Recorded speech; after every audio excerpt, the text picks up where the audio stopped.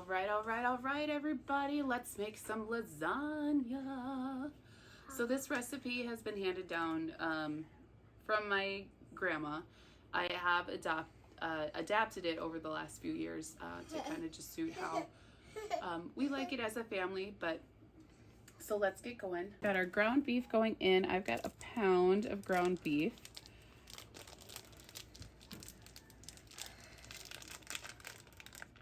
I'm going to add a little garlic powder and onion powder.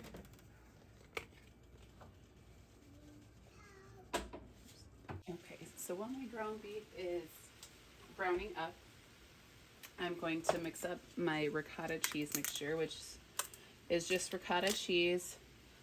I have the Great Value brand. Can use whichever brand makes you happy. So I'm just going to break this up a little bit, and then I'm going to add some Parmesan cheese and just mix that up. I like to use the Frigo brand of Parmesan cheese. Add a mix.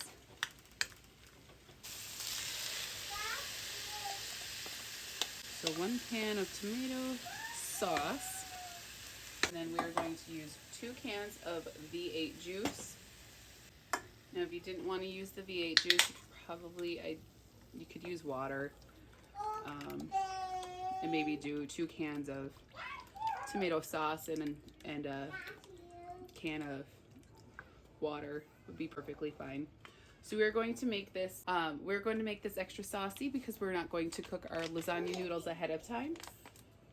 And then we're going to use 2 packets of spaghetti seasoning. I use typically the thick and zesty spaghetti mix from McCormick, and also a spaghetti sauce mix from Great Value.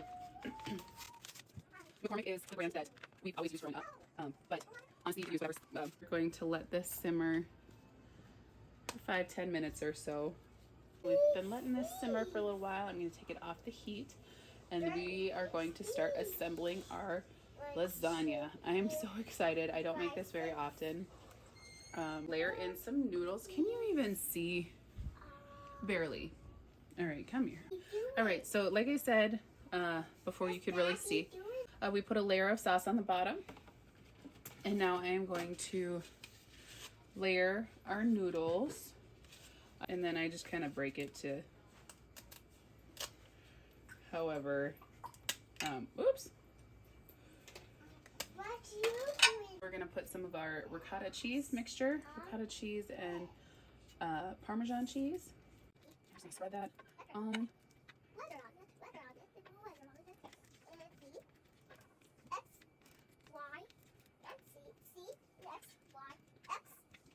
We're gonna top it with some mozzarella cheese. Make your ricotta as thick or as thin as you like. If you don't like ricotta, you could definitely use mozzarella. Or, you want to be generous with your sauce, because again, this is going to help cook your noodles in the oven while we're in the oven. So just try to make sure that your noodles are covered as much as possible. That makes sense. You don't have to do it that way, it's just my weird brain how it works. Alright, we're starting the process. And so we're going to pinky promise. I'm preheating it to 350. Don't look too close at my oven, it's disgusting. So that's gonna go in the oven for 45 minutes to an hour. Actually, I need to put some tin foil on it now that I'm thinking about it.